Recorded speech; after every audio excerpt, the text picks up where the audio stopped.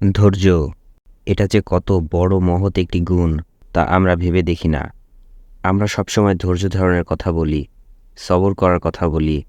ধৈর্য ধারণ কিংবা সবর করা, এগুলোর অর্থ কী, এর মানে কী, এর দ্বারা কী বোঝানো হয়েছে, এ বিষয়ে খুব সংক্ষিপ্ত আকারে আপনাদের সামনে তুলে ধরার চেষ্টা করব ইনশাআল্লাহ।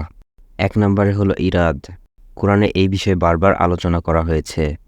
ইরাদ অর্থ হলো উপেক্ষা করা, মুখ ফিরিয়ে নেওয়া, অ্যাভয়েড করা, এড়িয়ে চলা ইত্যাদি। যখনই আপনি কোনো কিছুর অনুভব করেন যা আপনাকে মর্মাহত করছে, তখন সেটাকে উপেক্ষা করুন, অ্যাভয়েড করুন, ইগনোর করুন। ২ নম্বর হলো গন্তব্যের ব্যাপারে অটুট থাকা, অর্থাৎ পিছু না হটা, বরং লক্ষ্যে পৌঁছানোর জন্য সামনের দিকে অগ্রসর হওয়া।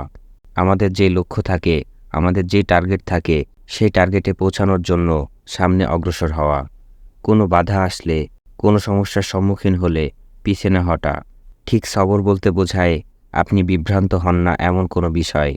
আপনার একটি লক্ষ্য আছে, আপনার একটি টার্গেট আছে, আপনার একটি উদ্দেশ্য আছে, আপনাকে আপনার লক্ষ্য অর্জন করতেই হবে। সেই যাত্রাপথে বিভিন্ন জিনিস আপনাকে বিভ্রান্ত করার চেষ্টা করবে, কিন্তু আপনি বিভ্রান্ত হবেন না, বরং আপনি আপনার টার্গেটের ব্যাপারে অটুট থাকুন। ধৈর্য মানে কোনো কিছুতে আঘাত পেয়ে হাল ছেড়ে না দেওয়া। এটা কোন ক্ষেত্রে হয়? যখন কোনো কিছুতে আপনি বিরক্ত হয়ে পড়েন, রেগে যান, কষ্ট পান, শোকাহত হয়ে পড়েন, তখন আপনার মনে হয় কিছু একটা করা দরকার যা আপনাকে পরিতৃপ্ত করবে। ঠিক তখনই শয়তান এটা সুযোগ নেয় যেন আপনি ভুল পথটাকে সহজ মনে করে বেছে নেন। ধৈর্য মানে ঠিক শেষ সময় এমন কিছু করা থেকে নিজেকে বিরত রাখা বা নিজেকে বাঁচিয়ে রাখা যা কিনা আল্লাহ সুবহানাহু তাআলা পছন্দ করেন না। ধৈর্য মানে হলো কোনো কারণে ভেতরে ভেতরে আপনার খুব কষ্ট হচ্ছে, কিন্তু আপনি তা বাহিরে প্রকাশ করতে দিচ্ছেন না। তখন সুখ, রাগ, ক্ষোভ, হতাশা যেটাই হোক না কেন, আপনি তা গিলে ফেলেছেন, বাহিরে প্রকাশ করতে দিচ্ছেন না। তখনই আমরা ধৈর্যের পাশাপাশি এমন কোনো কিছু করে বসি যা আল্লাহ সুবহানাহু তাআলা অপছন্দ করেন। যেমন ধরুন, আপনার টাকার খুব প্রয়োজন, সেটা দিয়ে আপনি আপনার বিজনেসটাকে বাড়াতে চাচ্ছেন। অর্থাৎ তখন ধৈর্য ধরে আপনি সেটাকে আস্তে আস্তে সামনের দিকে নিয়ে যেতে চাচ্ছেন, কিন্তু তেমন কোনো ফল পাচ্ছেন না। তাই একটা দীর্ঘ সময় পার হয়ে যাওয়ার পর আপনি ভাবছেন, এভাবে চলতে থাকলে তো সফলতা পেতে আরও অনেক সময় লাগবে। তাই যেভাবেই হোক তার জন্য আপনি কোনো না কোনো একটা চাকরির ব্যবস্থা করছেন, বা আপনি অন্য কোনো পন্থা অবলম্বন করছেন, কিন্তু তাতেও কোনো ফল দেখতে পাচ্ছেন না। তখনই আমরা এই অপেক্ষা করার পাশাপাশি হারাম পথের দিকে পা বাড়াই, আল্লাহর অবাধ্যতা করে ফেলি, যা আমাদের ইহকাল ও পরকাল নষ্ট করে দেয়। তাই আমাদের উচিত পাপ থেকে এবং আল্লাহ সুবহানাহু তাআলার অবাধ্যতা হওয়া থেকে নিজেকে সম্পূর্ণভাবে বিরত রাখা।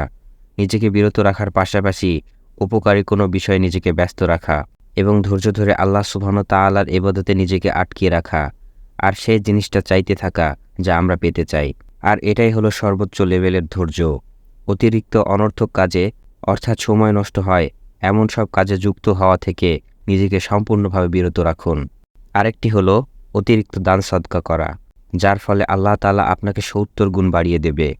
অপর আরেকটি হলো আল্লাহ সুবহানাহু তাআলার কাছে বেশি বেশি ক্ষমা চাওয়া, যাতে করে আল্লাহ আপনার জন্য আকাশের দরজা খুলে দেন।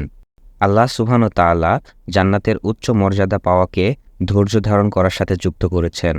কোরআনে ইরশাদ হয়েছে, তবে যারা সবর করেছে এবং সৎকর্ম করেছে তাদের জন্য রয়েছে ক্ষমা ও মহা প্রতিদান। এদেরকেই তাদের ধৈর্য ধারণের কারণে জান্নাতের সুউচ্চ স্থান প্রদান করে পুরস্কৃত করা হবে।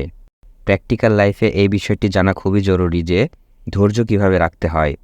সেটার ফল দেরিতে পাওয়ার কারণে আমাদের দিশেহারা হতে হয়। ধৈর্য ধরার মধ্যেও একটা সৌন্দর্য আছে, কষ্ট বা কান্নার মধ্যেও একটা মিষ্টত্বতা আছে। সবর বা ধৈর্য এগুলো শুধু মুখেই নয়, বরং আমলেও তার প্রমাণ দেওয়ার ব্যাপার আছে। তাই আমরা আল্লাহর ওপর পরিপূর্ণ বিশ্বাস রেখে সবর করে যাব ইনশাআল্লাহ।